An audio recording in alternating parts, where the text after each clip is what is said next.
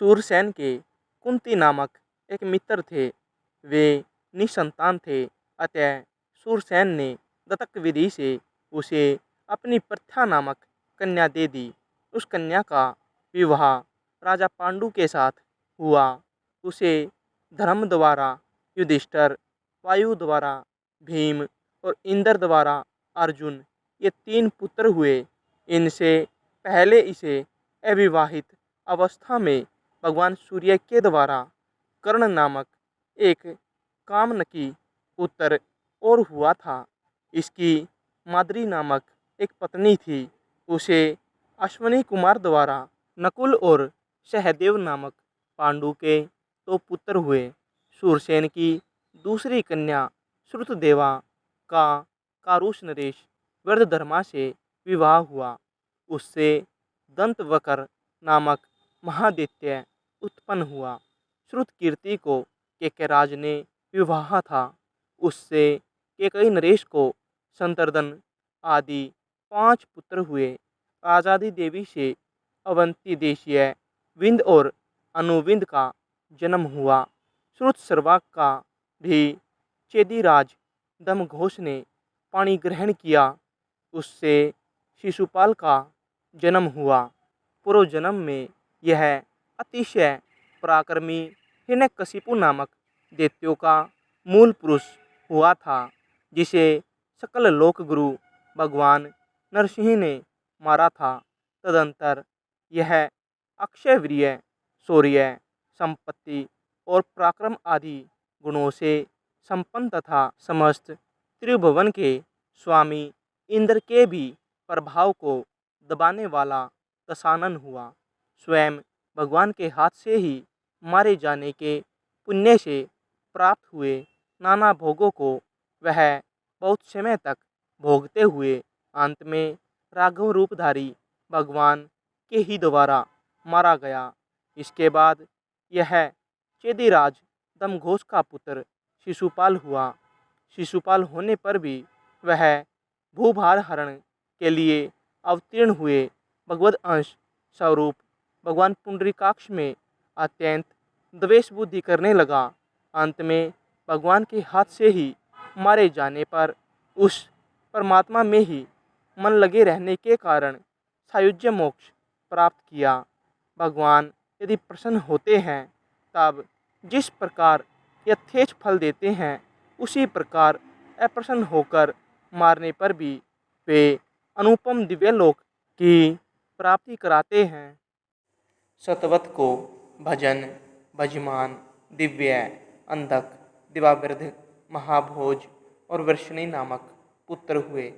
भजमान को नेमि, कृकण और वर्षणी तथा इनके 3 सौतेले भाई सतजित, सशत्रजित और अयुतजित, ये कुल 6 पुत्र हुए। दिवावृध को बिरभु नामक पुत्र हुआ। इन दोनों पिता पुत्रों के बारे में ये श्लोक प्रसिद्ध है।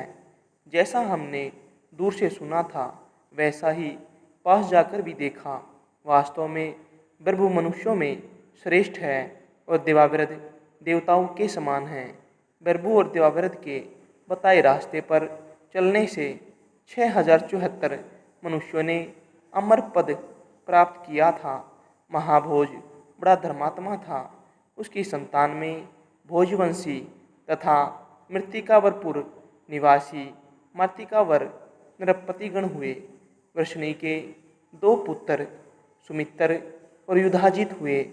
उनमें से सुमित्र को अनिमित्र, अनिमित्र को निघन तथा निघन से प्रसेन और सतराजित का जन्म हुआ। सतराजित के मित्र भगवान आदित्य हुए। एक दिन समुद्र तट पर बैठे हुए सतराजित ने सूर्य भगवान की वंदना की। उसे लगन पूर्वक वंदना करने से सूर्यदेव उसके सामने प्रकट हुए। उस समय उन्हें अस्पष्ट मूर्ति धारण किए हुए देखकर सतराजित ने सूर्यदेव से कहा, आकाश में अग्निपिंड के समान आपको जैसा मैंने देखा है, वैसा ही सामने आने पर भी देख रहा हूँ। यहाँ आपकी प्रसाद स्वरूप कुछ विशेषता मुझे नहीं दिखती। सत्यराजीत के ऐसा कहने पर भगवान सूर्य ने अपने गले से स्वयंवंतक नामक उत्तम महामणि उतार कर अलग रख दी। तब सत्यराजीत ने सूर्यदेव को देखा। उनका शरीर किंचित ताम्रवर्ण, अति उज्ज्वल और लघु था तथा उनके नेत्र कुछ पिंगल वर्ण थे। उसके बाद सत्यराजीत को प्रणाम तथा स्तुति आदि करने के बाद भगवान आदित्य ने उससे कहा, तू अपना अभिष्ट वर मांग। सत्यराजीत ने उस स्वयंवंतक मणि को ही मांगा। फिर भगवान सूर्य उसे वह मणि देकर लौट गए। सत्यराजीत ने और निर्मल मणि रतन गले में धारण कर सूर्य की तरह चमकते हुए द्वारका में प्रवेश किया। द्वारकावासी लोगों ने उसे आते देख पृथ्वी का भार उतारने के लिए अंश रूप से अवतीर्ण हुए मनुष्य रूपधारी आदि पुरुष भगवान पुरुषोत्तम को प्रणाम करके कहा, भगवान आपके दर्शनों के लिए निश्चय ही ये भगवान सूर्यदेव आ रहे हैं। उनके ऐसा कहने पर भगवान पुरुषोत्तम ने उनसे कहा, ये सूर्यदेव नहीं बल्कि सत्यराजीत आ रहे हैं।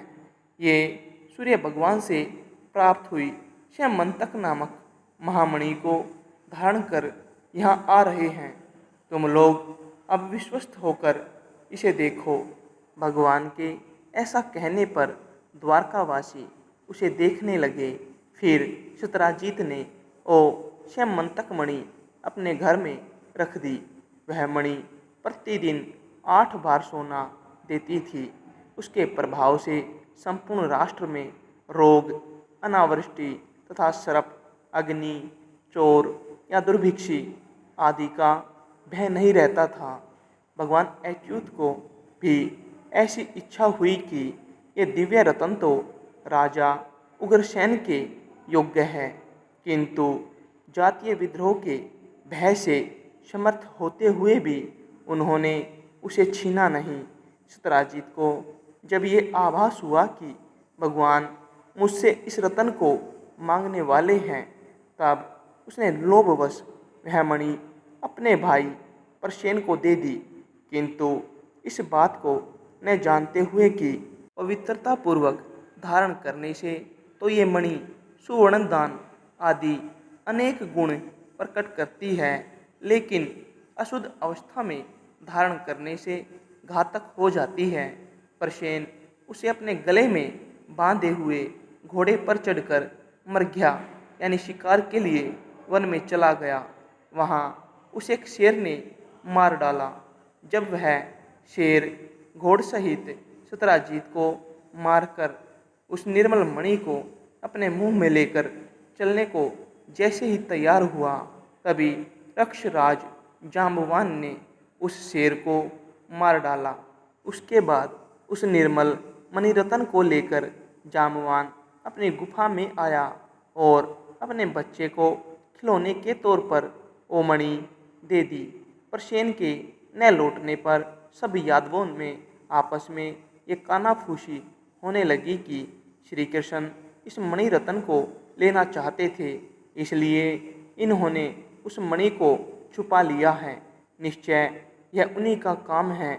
इस लोक अपवाद का पता लगने पर संपूर्ण यादव सेना के साथ भगवान ने प्रसेन के घोड़े के पैरों के निशानों को ढूंढते हुए आगे जाकर देखा कि प्रसेन को घोड़े सहित शेर ने मार डाला है। फिर सब लोगों के बीच शेर के चरण चिन्ह देख लिए जाने से अपनी सफाई हो जाने पर भी भगवान ने उन चिन्हों का अनुसरण किया और थोड़ी ही दूरी पर रक्षराज द्वारा मारे हुए सिंह को देखा। फिर उस मणि के महत्व के कारण उन्होंने जाम्बवान के पद चिन्हों का अनुसरण किया। संपूर्ण यादव सेना को पर्वत के तट पर छोड़कर जाम्बवान के पैरों के निशानों का पीछा करते हुए उनकी गुफा में घुस गए। अंदर जाने पर भगवान ने सुना, जब जाम्बवान की पत्नी अपने बेटे को बहलाती हुई कह रही थी, शेर ने प्रसेन को मारा और शेर को तेरे पिता ने। हे सुकुमार, तू रो मत, यह स्यमंतक मणि तेरी ही है। यह सुनने से स्यमंतक मणि का पता लग जाने पर भगवान ने भीतर जाकर देखा कि सुकुमार के लिए खिलौना बनी हुई स्यमंतक मणि धात्री के हाथ पर अपने तेज से देदीप्यमान हो रही है। स्यमंतक मणि की तरफ अभिलाषापूर्ण निगाह से देखते हुए एक विलक्षण पुरुष को वहाँ आया देख धात्री त्राहि त्राहि करके चिल्लाने लगी। उसकी आर्तवाणी को सुनकर जामवान क्रोधपूर्ण हृदय से वहाँ आया। फिर आपस में रोष बढ़ जाने से उन दोनों का 21 दिन तक घोर युद्ध चला। पर्वत के पास भगवान की प्रतीक्षा करने वाले यादव सैनिक 7-8 दिन तक उनके गुफा से बाहर आने की बाट देखते रहे, किंतु जब इतने दिनों तक वे गुफा से न निकले तो उन्होंने समझा कि अवश्य ही श्री मधुसूदन इस गुफा में मारे गए, वरना जीवित रहने पर शत्रु को जीतने में उन्हें इतने दिन क्यों लगते। ऐसा निश्चय कर वे द्वारका चले आए और वहाँ कह दिया कि श्री कृष्ण मारे गए। उनके बंधुओं ने ऐसा सुनकर समय उचित संपूर्ण और्धदेहिक कर्म कर दिए। इधर अति श्रद्धापूर्वक दिए हुए विशिष्ट पात्रों सहित इनके अन्न और जल से युद्ध करते समय श्री कृष्णचंद्र के बल और प्राण की पुष्टि हो गई तथा अति महान पुरुष के द्वारा मर्दित होते हुए उनके अत्यंत निष्ठुर प्रहारों के आघात से पीड़ित शरीर वाले जामवान का बल निराहार रहने से क्षीण हो गया। अंत में भगवान से पराजित होकर जामवान ने उसे प्रणाम करके कहा, भगवान, आपको तो देवता, असुर, गंधर्व, यक्ष, राक्षस आदि कोई भी नहीं जीत सकता। फिर पृथ्वी तल पर रहने वाले अल्पवीर्य मनुष्य अथवा मनुष्यों के अवयवभूत हम जैसे त्रिक योनिगत जीवों की तो औकात ही क्या है। अवश्य ही आप हमारे प्रभु श्री रामचंद्र जी के समान सकल लोक प्रतिपालक भगवान नारायण के ही अंश से प्रकट हुए हैं। जामवान के ऐसा कहने पर भगवान ने पृथ्वी का भार उतारने के लिए अपने अवतार लेने का संपूर्ण वृत्तांत उससे कह दिया और उसे स्नेहपूर्वक अपने हाथ से छूकर युद्ध के श्रम से रहित कर दिया। तदंतर जामवान ने पुनः प्रणाम करके उन्हें प्रसन्न किया और घर पर आए हुए भगवान को अर्घ्य स्वरूप अपनी जामवती नामक कन्या दे दी तथा उन्हें प्रणाम करके स्यमंतक मणि भी दे दी। भगवान अच्युत ने भी उस अति विनीत से लेने योग्य न होने पर भी अपने कलंक शोधन के लिए वह मणि ले ली और जामवती को साथ लेकर द्वारका में आए। उस समय भगवान कृष्णचंद्र के आने से द्वारका के बूढ़ों में भी जवानी छा गई। संपूर्ण यादवगण और उनकी स्त्रियां अहो भाग्य कहकर उसका अभिवादन करने लगी। भगवान ने भी जो बात जैसे जैसे हुई थी वे ज्यों की त्यों यादव समाज में सुना दी। फिर सत्यराजीत को स्यमंतक मणि देकर झूठे कलंक से छुटकारा पा लिया। फिर जामवती को अपने अंतपुर में पहुंचा दिया। सत्यराजीत ने भी ऐसा सोचकर कि मैंने कृष्णचंद्र को झूठा कलंक लगाया, डरते डरते उसे अपनी कन्या सत्यभामा विवाह दी। सत्यभामा से अक्रूर, कृतवर्मा और शतधन्वा आदि यादवों ने पहले विवाह करना चाहा था, अतः श्री कृष्णचंद्र के साथ सत्यभामा को विवाह देने से उन्होंने अपना अपना अपमान समझकर सत्यराजीत से दुश्मनी बांध ली।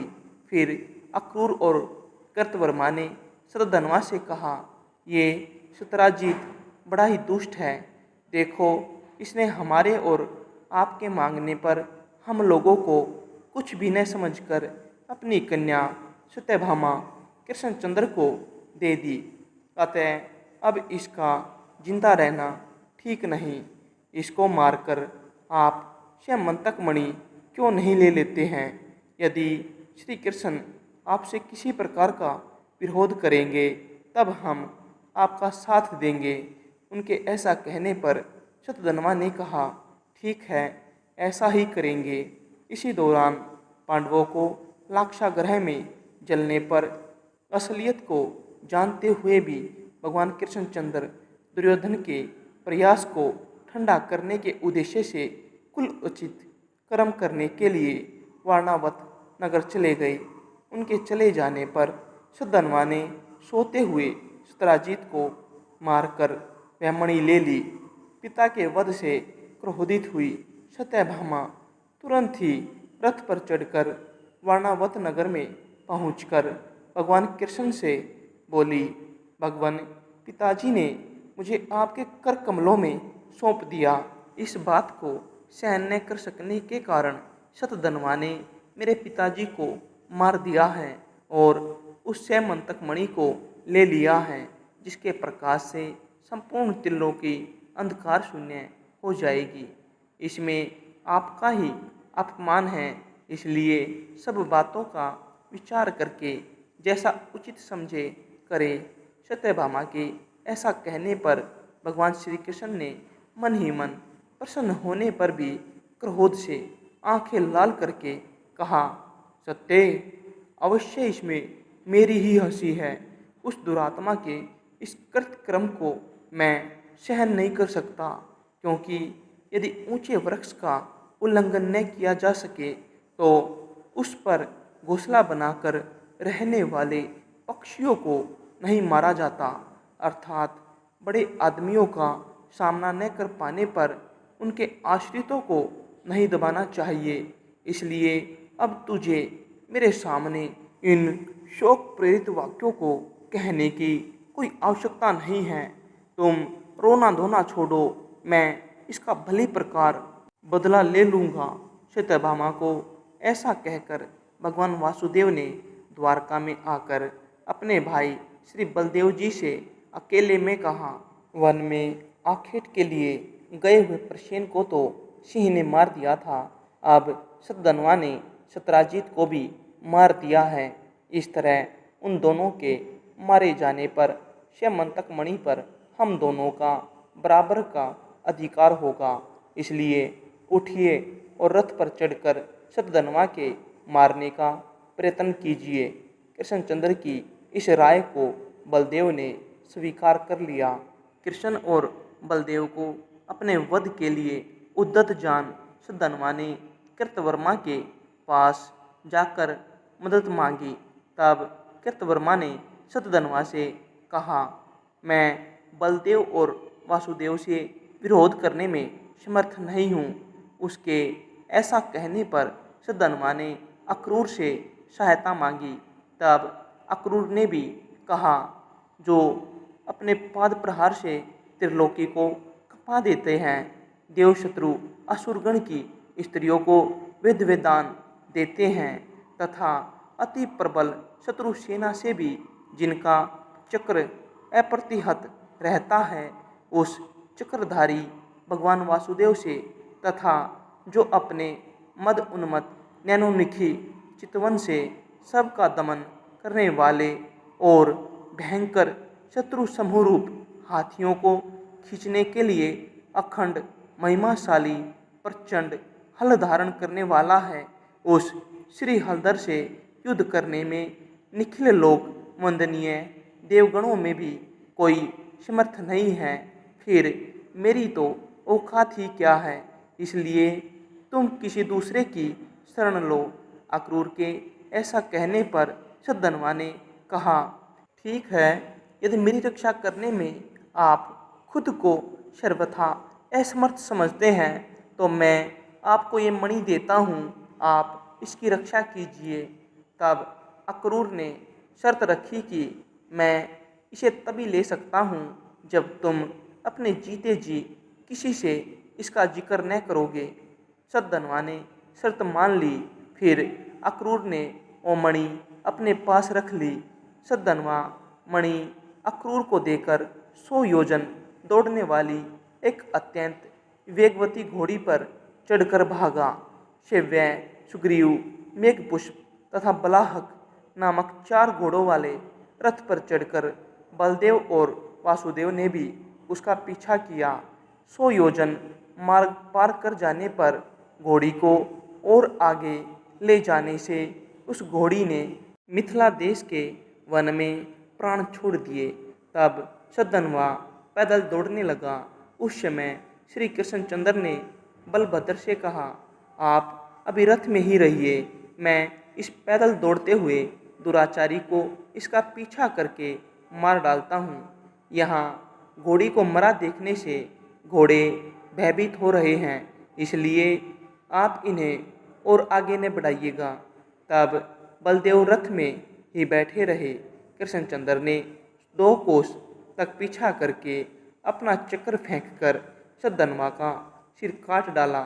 फिर उसके शरीर और कपड़ों आदि में ढूंढने पर भी जब स्यमंतक मणि न मिली, तब बलभद्र के पास जाकर उससे कहा, हमने सद्दनवा को बेवजह ही मार दिया, क्योंकि उसके पास स्यमंतक मणि तो मिली ही नहीं।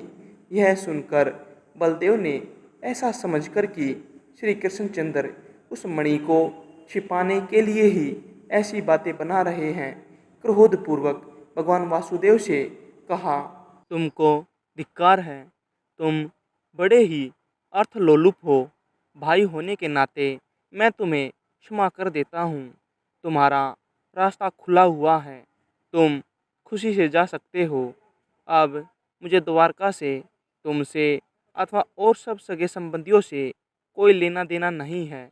बस मेरे आगे इन थोथी शब्दों का अब कोई प्रयोजन नहीं।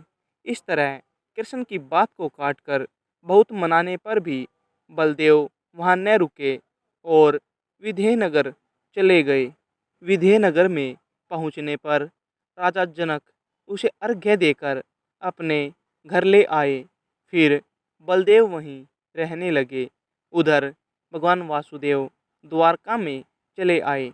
जितने दिनों तक बलदेव राजा जनक के घर रहे, उतने दिन तक धृतराष्ट्र का पुत्र दुर्योधन उससे गदा युद्ध सीखता रहा। बाद में प्रभु और उग्रसेन यादव, जिन्हें यह मालूम था कि कृष्ण ने स्यमंतक मणि नहीं ली है, विधेयनगर में जाकर शपथपूर्वक विश्वास दिलाने पर बलदेव 3 साल बाद द्वारका चले आए। अक्रूर भी मणि की कृपा से निश्चिंत होकर निरंतर यज्ञ अनुष्ठान करने लगे। यज्ञ दीक्षित क्षत्रिय और वैश्यों को मारने से ब्रह्म हत्या होती है, इसलिए अक्रूर सदा यज्ञ दीक्षा रूप कवच धारण किए रहते थे। उस मणि के प्रभाव से 62 वर्ष तक द्वारका में रोग, दुर्भिक्ष, महामारी या मृत्यु आदि नहीं हुए। फिर पक्षीय भोजवासियों द्वारा सत्तव के प्रपौत्र शत्रुघ्न के मारे जाने पर भोजवासियों के साथ अक्रूर भी द्वारका को छोड़कर चले गए। उनके जाते ही उसी दिन से द्वारका में रोग, दुर्भिक्ष, सर्प, अनावृष्टि और मृत्यु आदि उपद्रव होने लगे।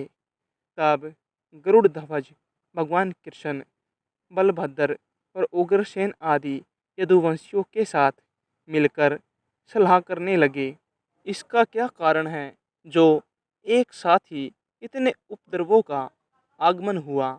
इस पर विचार करना आवश्यक है।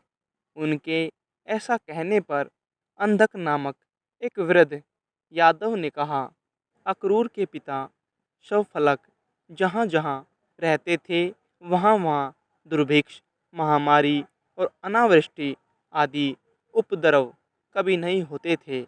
एक बार काशीराज के देश में अनावृष्टि हुई, तब सब फलक को वहाँ ले जाते ही तत्काल वर्षा होने लगी। उस समय काशीराज की रानी के गर्भ में एक कन्या रतन थी। वह कन्या प्रसूति काल के समाप्त होने पर भी गर्भ से बाहर न आई। इस प्रकार उस गर्भ को प्रसव हुए बिना 12 वर्ष व्यतीत हो गए। तब काशीराज ने अपनी उस गर्भ में पल रही पुत्री से कहा, बेटी, तू उत्पन्न क्यों नहीं होती? बाहर आ, मैं तेरा मुख देखना चाहता हूँ। अपनी इस माता को तू इतने दिनों से कष्ट क्यों दे रही है? राजा के ऐसा कहने पर उसने गर्भ में रहते हुए ही कहा, पिताजी, यदि आप प्रतिदिन एक गाय ब्राह्मण को दान देंगे तो अगले 3 वर्ष बीतने पर मैं अवश्य गर्भ से बाहर आ जाऊंगी। इस बात को सुनकर राजा प्रतिदिन ब्राह्मण को एक गाय देने लगा। फिर 3 वर्ष बीतने पर वह उत्पन्न हुई। पिता ने उसका नाम गांधिनी रखा। गांधिनी के बड़े होने पर सौफलक को पत्नी रूप में दे दिया। उसी से अक्रूर का जन्म हुआ, जिनकी ऐसे गुणवान माता पिता से उत्पत्ति है, तो फिर उनके चले जाने से यहाँ दुर्भिक्ष और महामारी आदि उपद्रव क्यों न होंगे? अतः उनको यहाँ ले आना चाहिए। अति गुणवान के अपराध की अधिक जांच पड़ताल करना ठीक नहीं है। यादव वृद्ध अंधक के ऐसे वचन सुनकर कृष्ण, उग्रसेन और बलभद्र आदि यादव सफलक पुत्र अक्रूर के अपराध को भुलाकर उन्हें अभयदान देकर अपने नगर में ले आए। उनके वहाँ आते ही श्यामंतक मणि के प्रभाव से अनावृष्टि, महामारी, दुर्भिक्ष और सर्प भय आदि सभी उपद्रव शांत हो गए। तब श्री कृष्णचंद्र ने विचार किया, अक्रूर का जन्म गांधिनी से अशोक फलक के द्वारा हुआ है। यह तो बहुत सामान्य कारण है, किंतु अनावृष्टि, दुर्भिक्ष, महामारी आदि उपद्रवों को शांत कर देने वाला इसका प्रभाव तो अति महान है। अवश्य ही इसके पास वह श्यामंतक नामक महामणि है, उसी का ऐसा प्रभाव हो सकता है। इसे हम देखते हैं कि एक यज्ञ के बाद दूसरा और दूसरे के बाद तीसरा, इस प्रकार निरंतर अखंड यज्ञ अनुष्ठान करता रहता है और इसके पास यज्ञ के साधन, धन आदि भी बहुत कम है। इसलिए इसमें संदेह नहीं कि इसके पास श्यामंतक मणि न हो। ऐसा निश्चय कर किसी और प्रयोजन के उद्देश्य से उन्होंने संपूर्ण यादवों को अपने महल में इकट्ठा किया। समस्त यदुवंशियों के वहां आकर बैठ जाने के बाद प्रथम प्रयोजन बताकर उसका उपसंहार होने पर बातों ही बातों में अक्रूर के साथ मजाक करते हुए भगवान कृष्ण ने उससे कहा, हे दानपते, जिस प्रकार सद्धनवा ने तुम्हें संपूर्ण संसार की सारभूत वह श्यामंतक नामक महामणि सौंपी थी, वह सब हमें मालूम है। वह संपूर्ण राष्ट्र का उपकार करती हुई तुम्हारे पास है तो रहे, उसके प्रभाव का फल तो हम सभी भोगते हैं, किंतु ये बलभद्र जी हमारे ऊपर संदेह करते हैं। इसलिए हमारी प्रसन्नता के लिए आप एक बार उसे दिखला दीजिए। भगवान वासुदेव के ऐसा कहकर चुप हो जाने पर मणि साथ ही लिए रहने के कारण अक्रूर जी सोचने लगे, अब मुझे क्या करना चाहिए? यदि बहाना बनाता हूँ तो वस्त्रों की आट में टटोलने पर ये उसे देख ही लेंगे और इनसे अत्यंत विरोध करने में मेरा कुशल नहीं है। ऐसा सोचकर निखिल संसार के कारण स्वरूप श्री कृष्ण से अक्रूर बोले, भगवान शतधन्वा ने मुझे वह मणि सौंप दी थी। उसके मर जाने पर मैंने यह सोचते हुए बड़ी ही कठिनता से इसे इतने दिन अपने पास रखा कि भगवान कभी न कभी तो इसे मुझसे मांगेंगे। इसकी देखभाल के कलेश से संपूर्ण भोगों में अनासक्त चित होने के कारण मुझे सुख का लेश मात्र भी नहीं मिला। सब ऐसो आराम पर प्रतिबंध लग गया।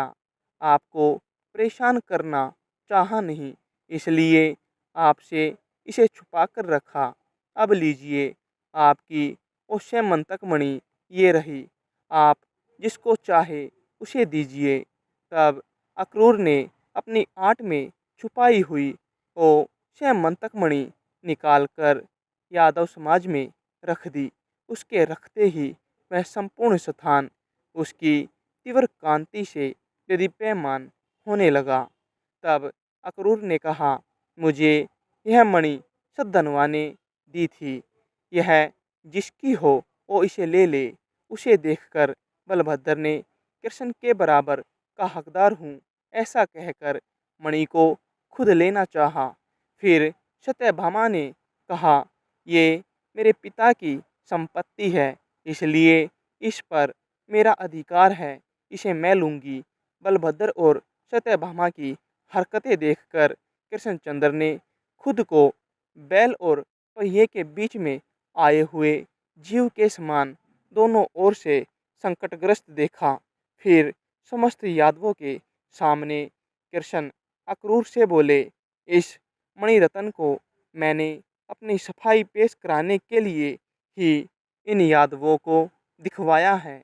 इस मणि पर मेरा और बलभद्र जी का तो समान अधिकार है और सत्यभामा की यह पैतृक संपत्ति है। अन्य किसी दूसरे का इस पर कोई अधिकार नहीं है। यह मणि सदा शुद्ध और ब्रह्मचर्य आदि गुणयुक्त रहकर धारण करने से संपूर्ण राष्ट्र का हित करती है और अशुद्ध अवस्था में धारण करने से अपने आश्रयदाता को भी मार डालती है।